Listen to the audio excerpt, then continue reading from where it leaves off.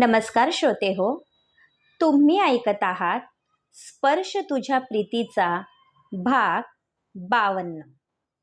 शारदाने 25 लाख रुपये जमा केले आहे ही खबर सोमनाथला समजली होती. तसं अक्षयने कॉल करून त्याला सांगितलं होतं. त्यामुळे त्याला टेन्शन आलं होतं. जर शारदाने पैशाचा बंदोबस्त केला तर प्रल्हादच्या नावावर 50 एकर जमीन तशीच राहणार होती, जे त्याला नको होतं. म्हणून काय करावं तेच त्याला समजत नव्हतं. काय रे सोम्या, कसला विचार करत आहेस? एकनाथ यांनी विचारले. शारदा वहिनीने 25 लाख रुपये जमवले आहे. बाई खरंच हुशार आहे. नाहीतर दुसरी एखादी असती तर शांत बसली असती. सोमनाथने आधीच त्यांना जमिनीची कल्पना दिली होती. त्या बयाचं डोकं फिरलं आहे म्हणून प्रल्हादला कर्जबाजारी करत आहे. आता सर्वांना गोड वाटत आहे. नंतर कर्ज फेडताना प्रल्हादच्या नाकी नऊ येईल.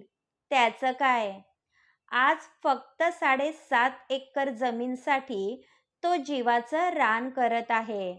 नंतर असं नको व्हायला की हे कर्ज फेडण्यासाठी त्याला अख्खी जमीन विकावी लागेल. एकनाथ यांचं बोलणं सोमनाथला पटत होतं. त्यामुळे तो निश्चित झाला होता. जे होतं ते चांगल्यासाठी याची प्रचिती त्याला आली होती. शारदाने आपले होते नव्हते सर्व दागिने बाहेर काढले होते. सुलोचनाबाईने तिला लग्नामध्ये बरेच दागिने चढवले होते. त्यावेळी या दागिन्यांचं महत्त्व तिला समजलं नाही, पण आता अडचणीच्या प्रसंगी तेच उपयोगी पडत होते. प्रल्हाद बेडरूममध्ये आला.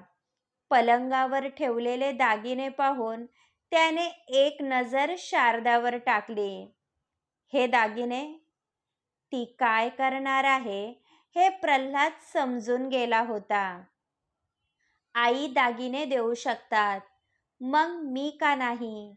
मी हे दागिने मोडायला चालली आहे, शारदाने सांगितले. म्हणून त्याला वाईट वाटलं. सुलोचनाबाई आणि त्याने किती आवडीने तिच्यासाठी दागिने केले होते. अजून आपल्या लग्नाला वर्ष झालं नाही आणि तू दागिने मोडत आहे. त्यातला एकही दागिना अजून तू नीटचा अंगाला लावला नाही. प्रल्हादला खूप वाईट वाटत होतं. माझा मौल्यवान दागिना माझ्या समोर आहे. त्यापुढे या दागिन्यांचं काहीच मोल नाही.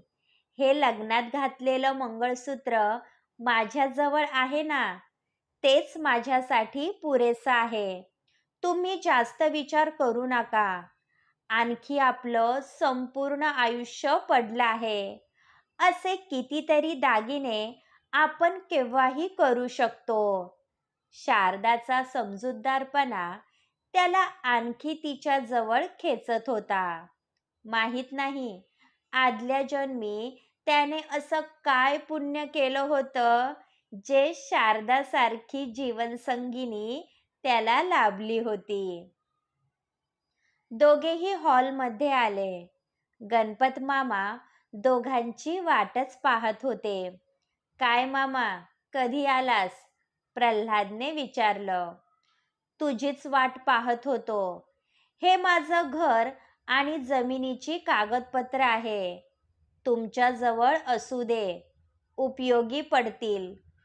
गणपत मामाचा आपल्या भाच्यावर किती जीव आहे हे सर्वांना माहीत होतं. याची खरंच गरज नाही मामा. शारदाने तिचे दागिने विकायला काढले आहे. होईल सर्व ठीक, प्रल्हाद म्हणाला. तसं सुलोचनाबाईंचा ऊर भरून आला. हे तुझं स्त्रीधन आहे पोरी, त्याला हात लावू नको. अजून तुझ्या लग्नाला वर्ष झालं नाही. लोक काय म्हणतील? सुलोचनाबाई यांचा कंठ दाटून आला होता. मला लोकांपेक्षा माझ्या घरच्यांचा विचार जास्त आहे. येते मी, शारदा म्हणाली. तसं प्रल्हादही तिच्यासोबत निघाला. पाहिलं वंस, सुनबाई खरंच गुणाची हाय. ती या घरावर कधीच संकट येऊ देणार नाही. साक्षात लक्ष्मी आहे ती.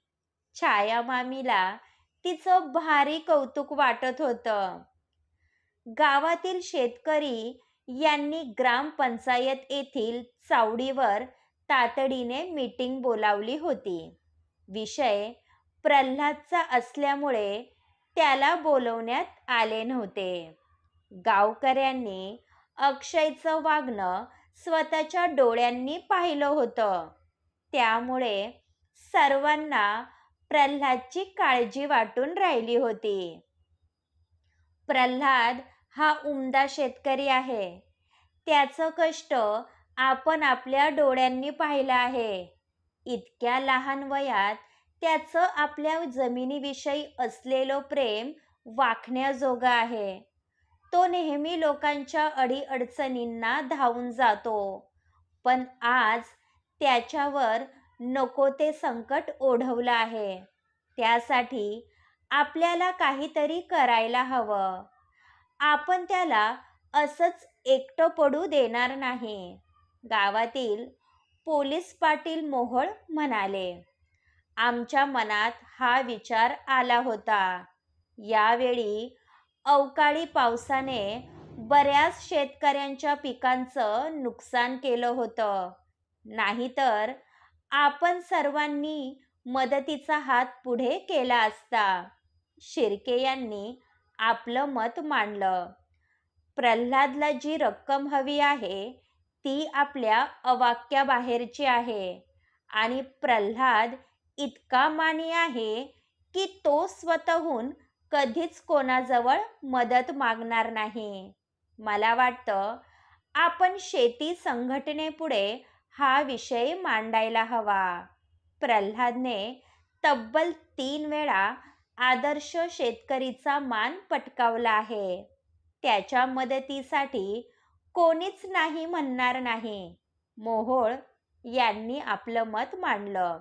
मी तर म्हणतो आपण काही राजकारणी मंडळींना भेटू.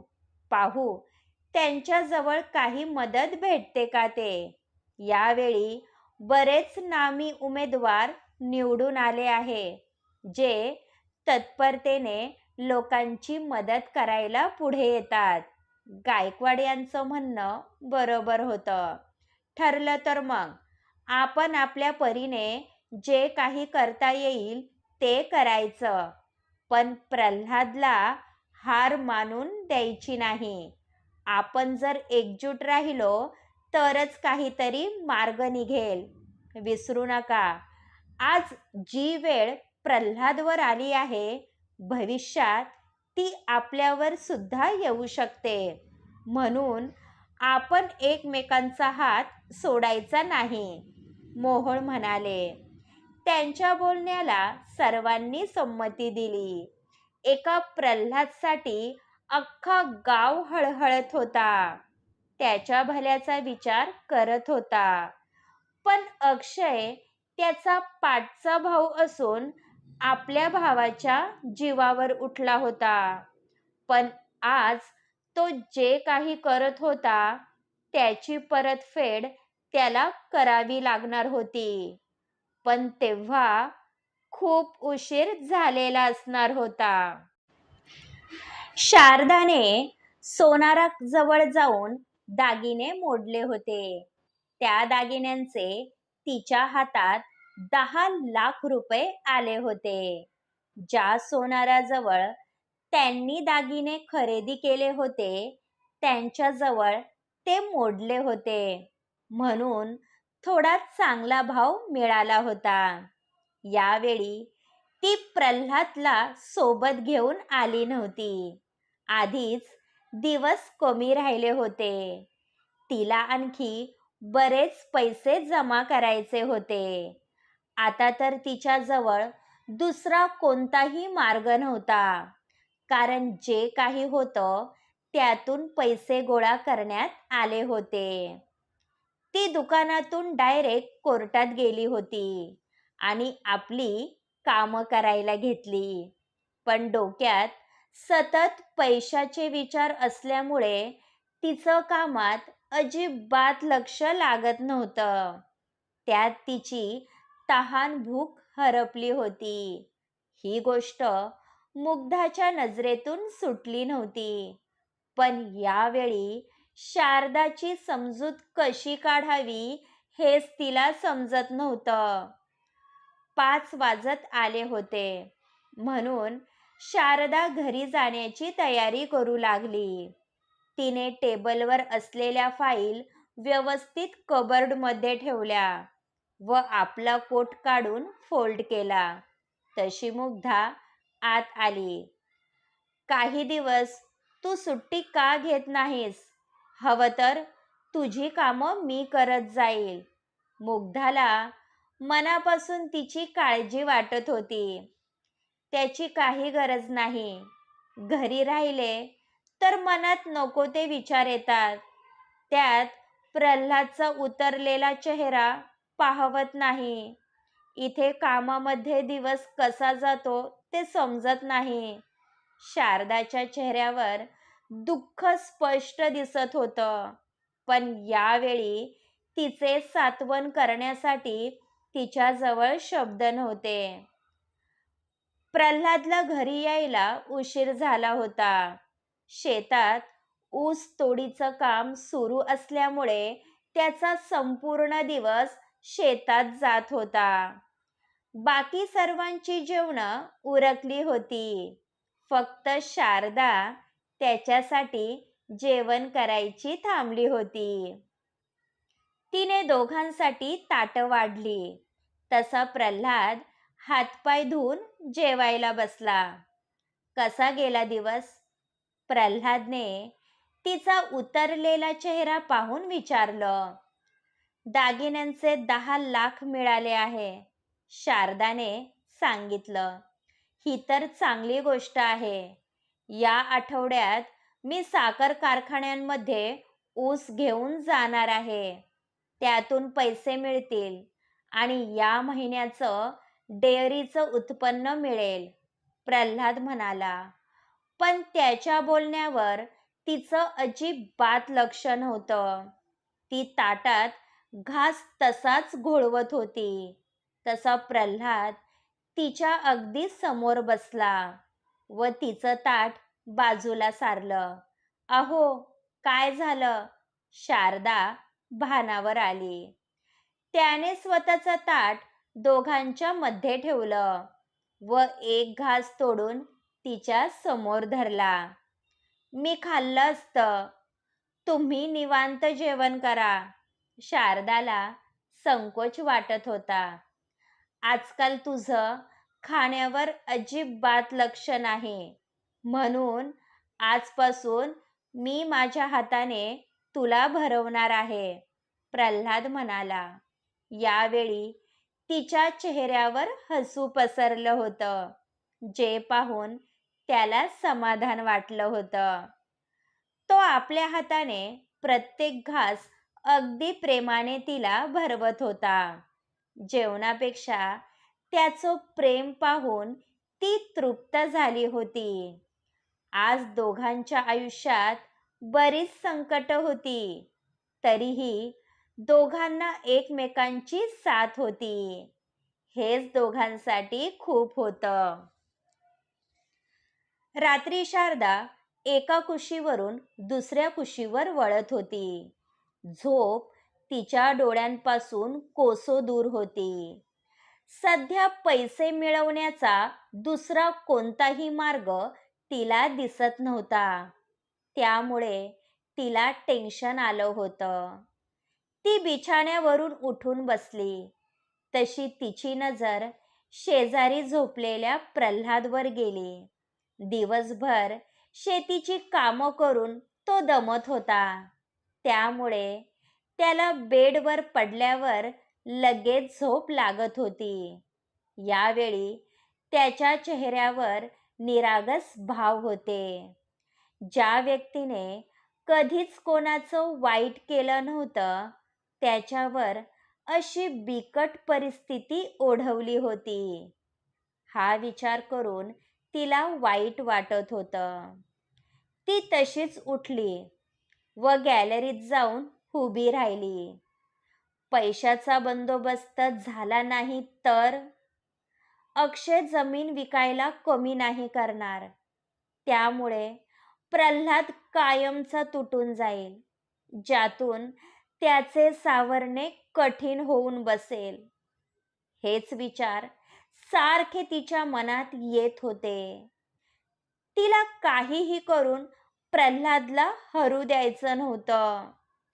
आधीच त्याने आपल्या आयुष्यात बरंच काही सहन केलं होतं.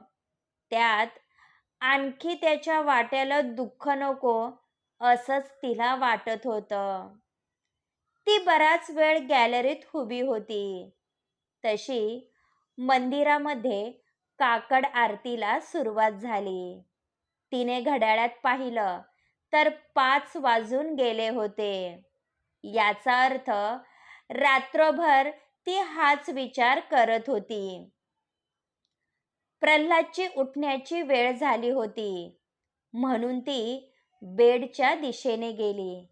तितक्यात प्रल्हादचे डोळे उघडले. त्याने पाहिलं तर समोर शारदा उभी होती. लवकर उठलीस? प्रल्हादला वाटले होते की ती आत्ता झोपेतून उठली आहे.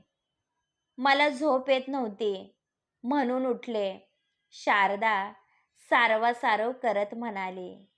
पण तिचा चेहरा त्रासलेला वाटत होता. तुझा चेहरा सांगत आहे की रात्री तुझी झोप झालेली दिसत नाही. तू आराम कर आणि जमलं तर आज घरीच थांब. प्रल्हाद उठला व आपल्या तयारीला लागला. त्याच्या बोलण्यातून तिच्याविषयी असलेली काळजी स्पष्ट दिसत होती. म्हणून तर न सांगताही त्याला शारदाची अवस्था समजली होती. ती तशीच बेडवर पडली व डोळे मिटून घेतले. प्रल्हाद फ्रेश होऊन बाहेर आला तेव्हा शारदा निवांत झोपली होती. त्याला मनापासून तिचं वाईट वाटत होतं, पण तो स्वतः हतबल होता. त्याने व्यवस्थित तिच्या अंगावर पांघरून दिलं व अलगद तिच्या कपाळावर ओठ टेकवले. यावेळी तिचा त्रासलेला चेहरा पाहून त्याच्या हृदयात कळ आली, पण त्याचाही नाईलाज होता. शारदाच्या अशा अवस्थेला आपणच जबाबदार आहोत असंच त्याला वाटत होतं. तिला व्यवस्थित झोपवून तो बाहेर गेला, पण त्याची ही मनस्थिती सध्या शारदासारखी झाली होती.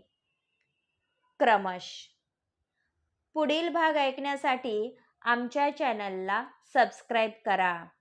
धन्यवाद.